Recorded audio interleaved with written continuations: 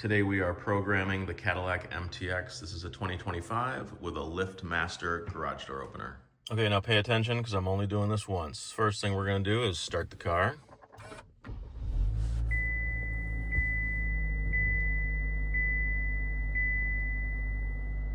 Okay, so now I'm going to press the button on the remote and the number 1 button at the same time.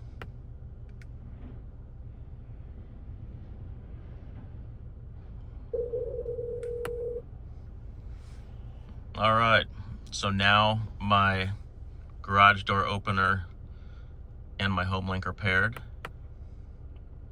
but we're not done yet. Maybe we are done. Let's try that again.